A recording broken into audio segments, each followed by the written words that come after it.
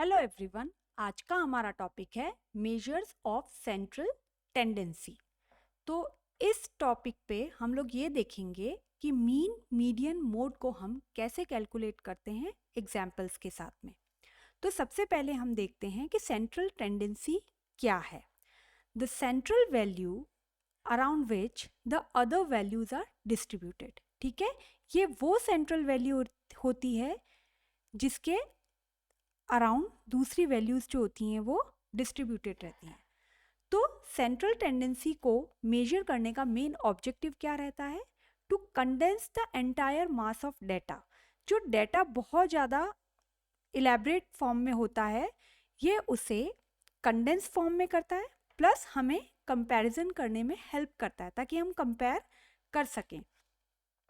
तो central tendency जो most common measures जो होती हैं सेंट्रल टेंडेंसी, वो कौन कौन सी हैं? सबसे पहला है हमारा अरिथमेटिक मीन, सेकंड है हमारा मीडियन एंड थर्ड है हमारा मोड। तो अरिथमेटिक मीन को हम मैथमेटिकल एस्टिमेट भी बोलते हैं, मीडियन को हम पोजिशनल एस्टिमेट भी बोलते हैं, और मोड जो होता है वो फ्रीक्वेंसी के बेस के ऊपर होता है। तो वन बाय वन हम डिटेल में देखते हैं कि हम इन्हें कैलकुलेट कैसे करेंगे। अरिथमेटिक मीन ये सबसे सिंपलेस्ट फॉर्म रहता है सेंट्रल टेंडेंसी में। इसे हम कैसे ऑब्टेन करते हैं? It is obtain by adding the individual observations and then divide by the total number of observations. ठीक है, यहाँ हम क्या करते हैं, जो भी हमारे इंडिविजुअल ऑब्जर्वेशन हैं, ठीक है, उन्हें हम क्या करते हैं, ऐड करते हैं। ठीक है, इन्हें हम सबको प्लस करते हैं और फिर हम डिवाइड करते हैं टोटल नंबर ऑफ ऑब्जर्वेशन से। ठीक है, जैसे कि ये 1 2 3 और कितने ऑब्जर्वेशन हो गए हमारे? 3। तो इसका फॉर्मूला हो सकता है, इसे हम इस साइन को हम सिग्मा बोलते हैं।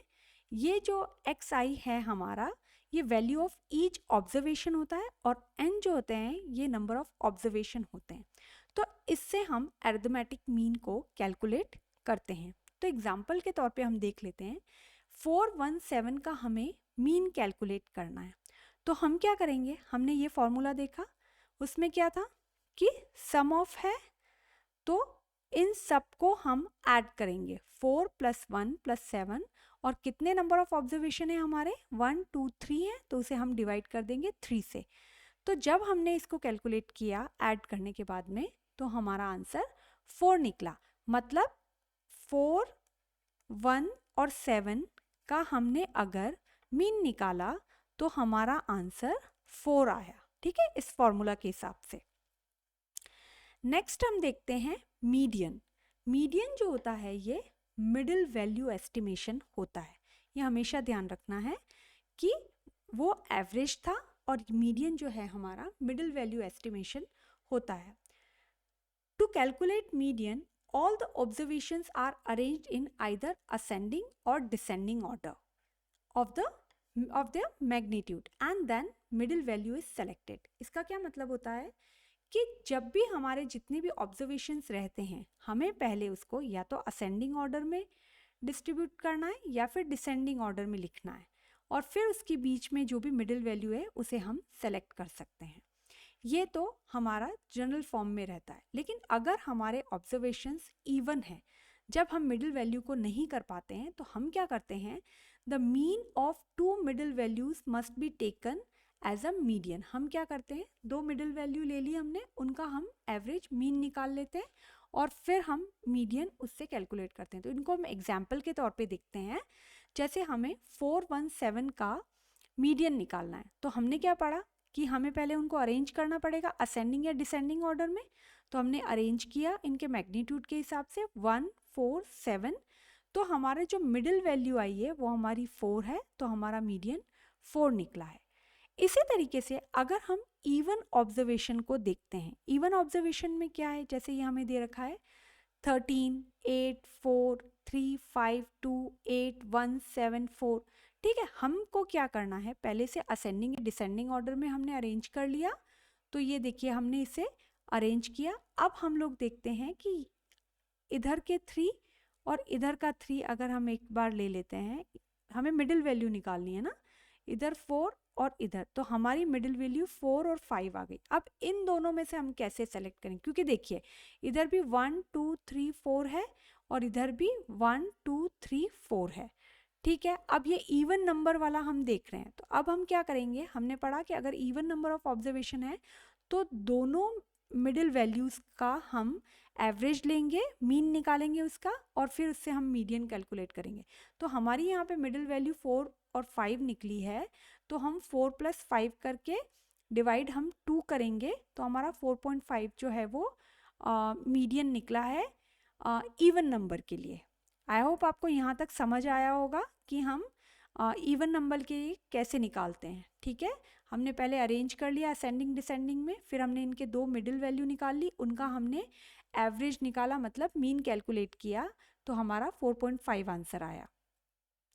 देन आते हैं हम मोड। मोड जो होता है ये मोस्टली फ्रीक्वेंसी पे डिपेंड करता है, और ये इसमें से बहुत इम्पॉर्टेंट और कई बार ये बहुत इम्पॉर्टेंट है, और कई बार ये MCQ में पूछा जाता है जो भी कॉम्पिटिटिव एग्ज़ाम्स रहते हैं।